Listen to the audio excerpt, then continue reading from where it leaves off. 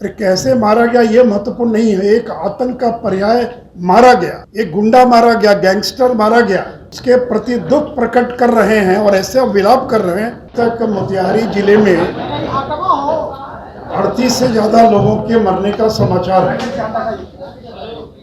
तो बिहार में 500 से ज़्यादा लोग जहरीली शराब पीने से तक मर चुके हैं।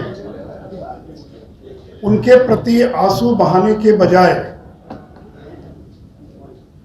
उनके प्रति दुख प्रकट करने के बजाय माननीय मुख्यमंत्री और डिप्टी सीएम ऐसा विलाप कर रहे हैं अतीक अहमद के मरने पर जैसे लगता है कि उनका कोई सगा रिश्तेदार की मौत हो गई हो। दिग्विजय सिंह ने कहा ओसामा जी और डिप्टी सीएम करें अतीक जी। एक गुंडा, माफिया, आतंक, अत्याचार, अधर्म का प्रतीक, गैंगस्टर का अंत होने पर ये लोग बहुत दुखी हैं। अरे कैसे मारा गया ये महत्वपूर्ण नहीं है, एक आतंक का पर्याय मारा गया, एक गुंडा मारा गया, गैंगस्टर मारा गया, उसके प्रति दुख प्रकट कर रहे हैं और ऐसे विलाप कर रहे हैं जैसे लगता है कि उनका कोई सगा रिश्तेदार की मौत हो गई हो। और मित्रों, कल जो मुख्यमंत्री ने ऐलान किया मुआवजे का, तो बिहार के मुख्यमंत्री को बीजेपी के सामने झुकना पड़ा है, घुटना टेकना पड़ा है। जिस मुख्यमंत्री ने ये कहा था जो पिएगा वो मरेगा, जिस मुख्यमंत्री ने ये कहा कि दारू पीकर मरने वालों का हम और प्रचार करवाएंगे और दारू पीकर मरने वालों को हम कभी मुआवजा नहीं देंगे, दारू पीकर मरने वालों से मेरी कोई सहानुभूति नहीं है। और एक बार उन्होंने 19 दिसंबर 2022 को कहा अवैध शराब से मारे गए लोगों के परिवारों के लिए मुआवजा मांगना उसी तरह है जैसे किसी बम बनाने और उसे लगाने वाले के लिए राहत मांगना। क्या राज्य सरकार उन लोगों को भी भुगतान करेगी जो बम लगाते हैं? ऐसा कभी नहीं होगा। तो मित्रों, जिस मुख्यमंत्री ने कभी आंसू नहीं बहाया, दुख नहीं बहाया, दुख प्रकट नहीं किया, वो मुख्यमंत्री अतीक अहमद के मारे जाने पर और दुख प्रकट कर रहे हैं। मित्रों, कल जो मुख्यमंत्री ने ऐलान किया है उसका पूरा श्रेय भारतीय जनता पार्टी को जाता है। सरकार ने कल ये स्वीकार किया कि अभी तक 199 लोगों की मौत हो चुकी है, जबकि भारतीय जनता पार्टी के अनुसार 500 से ज़्यादा लोगों की मौत जहरीली शराब पीने से हो चुकी है। सरकार का एक हमको डॉक्यूमेंट मिला है जिसमें 2019 और 20 में शून्य मृत्यु की बात कही जा रही कि कोई मौत नहीं हुई है। मित्रों, आपको मालूम है कि Bihar prohibition and excise act 2016, जो बिहार उत्पाद अधिनियम है 2016, उसकी धारा 42 में 4 लाख रुपए के मुआवजा का प्रावधान है।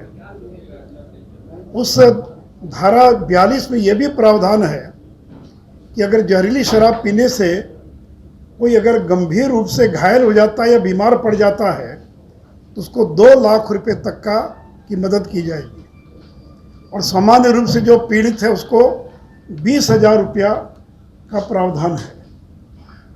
तो मरने पर 4 लाख, आंखों की रोशनी चली गई, गंभीर रूप से घायल हो गए, दिव्यांग हो गए, विकलांग हो गए तो 2 लाख और सामान्य स्थिति में 20,000 रुपये का प्रावधान है। लेकिन बिहार सरकार ने अभी तक जिनकी आंखों की रोशनी चली गई, जो गंभीर रूप से बीमार हो गए, जिंदगी भर उनको इलाज कराना पड़ेगा, उनके लिए किसी प्रकार की घोषणा नहीं की गई है। और जो मुआवजे की प्रक्रिया है उसको इतना पेचीदा बना दिया गया है कि अगर पोस्टमार्टम रिपोर्ट नहीं है, अस्पताल में भर्ती कराए इसका प्रमाण नहीं है, शराब विक्रेता का नाम बताना पड़ेगा, तो ऐसी शर्तें लगा दी गई है कि इसमें पोस्टमार्टम के अलावा अधिकांश लोगों को कोई सहायता नहीं मिल पाएगी। साथ ही साथ 2016 से जब से ये कानून बना तब से उसी साल मुआवजा मिलना चाहिए था 2016 से, जो 17 में मरे, 20 में मरे, लेकिन सरकार 3 साल, 4 साल, 5 साल विलंब से मुआवजा दे रही है। तो परिवार तो उजड़ गया, बर्बाद हो गया। तो सरकार को जिन लोगों को विलंब से मुआवजा दिया जा रहा है उनको ब्याज सहित मुआवजा मिलना चाहिए। यानी 2017 में जिसकी मौत हो गई उसको आज आप 5 साल के बाद 4 लाख दे रहे हैं। अगर तत्काल पैसा दे दिया होता तो उसका परिवार जो है बच जाता, उसका परिवार बच्चों की पढ़ाई करा पाता। तो इसलिए वैसे लोगों को चूँकि आपने विलंब किया है देने में, कानूनी प्रावधान है, आप देकर कोई एहसान नहीं कर रहे हैं, क्योंकि एक्साइज एक्ट की धारा 42 में प्रावधान है। अगर प्रावधान नहीं होता तो 2016 में गोपालगंज के खजूरबन्नी में 19 लोग जो मरे उनको 4 लाख का मुआवजा क्यों दिया आपने? कैसे दिया मुआवजा? किस नियम के तहत मुआवजा दिया? अगर 2016 में 19 लोगों को मुआवजा मिल सकता है तो 17 में, 18 में, 19 में, 20 में, 21 में, 22 में बाद में मरने वालों को क्यों नहीं मिलेगा? और 17 वालों को 5 साल बाद दीजिएगा तो भी उसको 4 लाख की राशि मिलेगी। तो इसलिए मित्रों, विलंब से जिन लोगों को मुआवजा मिल रहा है या मिलेगा उनको 4 लाख रुपया पर ब्याज सहित उनको मुआवजा दिया जाए। दूसरा, मैंने कहा कि गंभीर रूप से जिनकी आंखों की रोशनी चली गई, दिव्यांग हो गए, उनको 2 लाख और बाकी अन्य 20,000 रुपया जो है। और मुआवजा भुगतान की प्रक्रिया को सरल किया जाए। ये ठीक है, यहाँ तक तो शर्त ठीक है कि लिख कर देंगे कि मैं प्रचार करूँगा, मैं शराब नहीं पीऊँगा, लेकिन आप अगर ये शर्त लगा रहे हैं कि आप बताइए कि कहाँ से शराब आपको मिली, कहाँ से लेकर आए, या मरने वाला तो चला गया, कौन बताएगा? या अस्पताल में गए थे, नहीं, कोई प्रमाण और दीजिए। तो इसलिए इसकी प्रक्रिया को सरल किए जाने की आवश्यकता है। मित्रों, अभी तक जब से शराबबंदी लागू हुई है 5,17,000 लोग अभी तक गिरफ्तार किए जा चुके हैं। 5,17,000। 3,61,000 FIR दर्ज हुआ, मुकदमे दर्ज हुए। और इसमें जेल जाने वाले या मुकदमे जिन पर दर्ज हुए उसमें 90% अनुसूचित जाति, जनजाति, पिछड़ा वर्ग के लोग हैं।